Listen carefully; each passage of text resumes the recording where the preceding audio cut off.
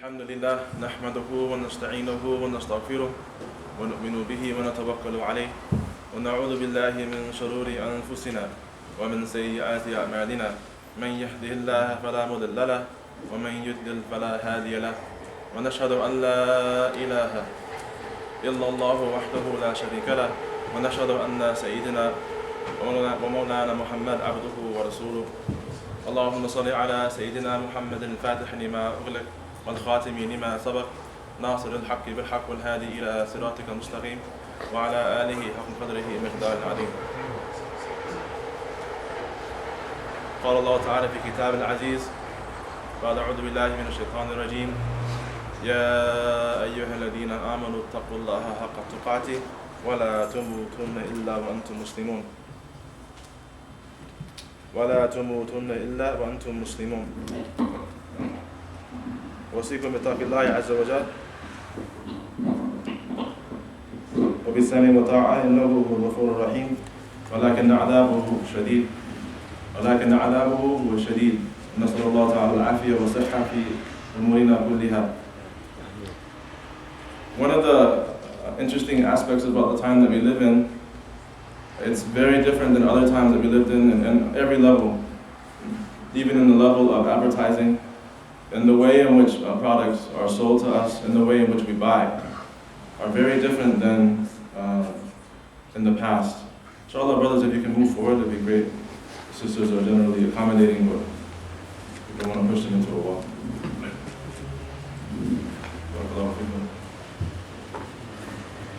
So, for example, in the past, products were sold to us in a way where we'd be able to see the benefit that they'd have in our life, and they would compete with each other in being beneficial.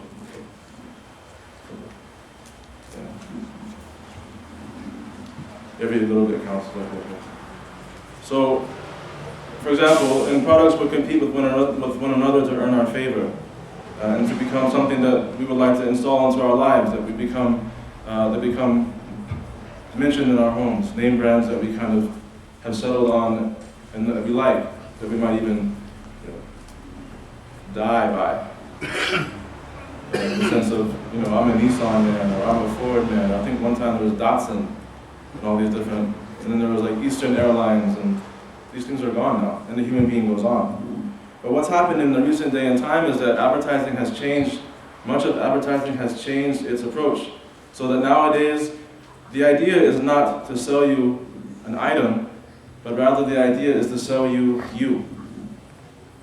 It's to sell you an identity that's been created for you, that if you pay just a few dollars for, you can have it as well. You can become this thing. And so that kind of sinister approach, well, what it does is that we already have issues with identity. We already have issues with how we spend. We already have issues with how it is that we approach the world and how the world approaches us in terms of materialism. But this is a whole new level. Because what it does is it prides on something which is kind of a weak point for Americans. And if you see this, if you travel, if you go in other places in the world, you'll find this and you'll see this. An American can be easily spotted, for example, in Yemen, even if he's brown. Even if he's a Yemeni American who went back to Yemen is easily spotted because of the way we carry ourselves.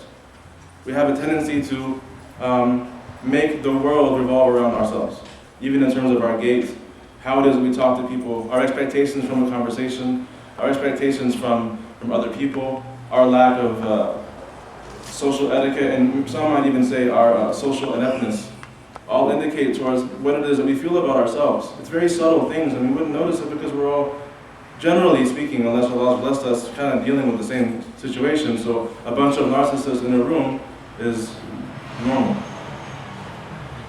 So what is going on though, when you start mentioning this idea about challenging the concepts of the self, there's a certain group of people that would rise up and say, no, it's about self-esteem. Well, there's a difference between self-esteem and narcissism. And when I say narcissism, if I'm sure we're all familiar with the term, is to think that the world revolves around oneself. Self-esteem is good for things like having positive social interaction. Self-esteem is for not allowing oneself to get involved in things that damage the soul. That's positive self-esteem, and those are the things that our ulama of the past have a science for. It's called tasawwuf. But when it comes to making oneself the center of the universe, well, that's not an Islamic science. That's called, shaitan. He said, Ana khayrun minhu, I am better than him. When we look at the Quranic paradigm, and we look at what Allah subhanahu wa ta'ala has presented before us, and when we read the Quran, we see a different kind of picture. The only time that Allah Azza wa Jal presses the self, the only time that Allah Ta'ala exalts the self is when the self has a relationship with Him. Outside of that, the self is blameworthy. You see, for example, Allah mentions, Asta'id billah, فَاذْكُرُونِي أَذْكُرْكُمْ. Remember me. فَاذْكُرُونِي. Remember me. أَذْكُرْكُمْ. I will remember you. Now the kaf at the end, kum, kaf with mim, is indicating the group. Meaning that if we remember Allah subhanahu wa ta'ala, obviously the mention, فَاذْكُرُونِي, it's a group. He's talking about those who are reading the kitab. He's talking about the believers, but really he's talking about all mankind. When the human being, when we individually and as a group remember Allah subhanahu wa ta'ala, what does he say? أَذْكُرْكُمْ. I will remember you. And this is the only time, rarely, that we see in the Quran that Allah gives any kind of weight to the self. And again, that's when it's tied with His remembrance. We see this again when Allah mentions, when we know and we say every day, and every blade of grass in paradise proclaims, La ilaha illallah, Muhammad Rasulullah. Another time when a nafs, when a self, and I hate to say ego with the Prophet ﷺ, but when a person is mentioned with Allah subhanahu wa ta'ala, well, that's the umbrella for the whole reason why creation was even created. La ilaha illallah, Muhammad Rasulullah. It's the umbrella. And really, in terms of our deen, it's everything. So, what we have to look at is that this deen is not a theoretical practice, or rather a theoretical concept that we flip through pages on a book, but rather it's a living relationship that we have with Allah subhanahu wa ta'ala. It's alive. It's now. And by what's called al-mafhum al-mukhalafa, by the opposite is true. فَاذْكُرُونِي أَذْكُرْكُمْ. Remember me, and I will remember you.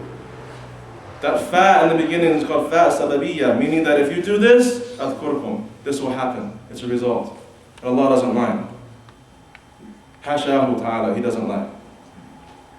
But the situation is such that by what's called al-mafhum al-mukhalafa, by the opposite being the case, many of us find ourselves in a very bad situation. When I say us, I don't mean musallin, those praying in the lighthouse masjid. I'm talking about humanity at large.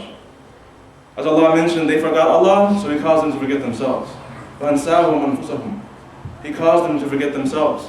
What we fail to understand is that our success as individuals on the planet is intimately related to our success with our intimacy with Allah subhanahu wa ta'ala. As a matter of fact, that is the only relationship that really matters. Because once that is sound, every relationship will become sound. In mentioning this, Imam Al-Alusi, he has a beautiful tafsir. In talking about this verse, he says that in terms of actual application, فَاذْكُرُونِي, remember me, this is with obedience. Now, obedience is inwardly and outwardly. You remember Allah Ta'ala inwardly and outwardly in approximately 5 different ways. It's through tongue, it's through praise, of using your tongue to praise, using the tongue to glorify, using your tongue to laud Allah Azza wa Jal, and by reading the book of Allah Subhanahu wa Ta'ala. But in terms of the heart now, this other organ that we have, that as a matter of fact, it's interesting how it even goes, the tongue kickstarts the heart. So you've seen on the mopeds, I know you guys have seen it, I've seen it, there's guys that have mopeds, they kick it even though they have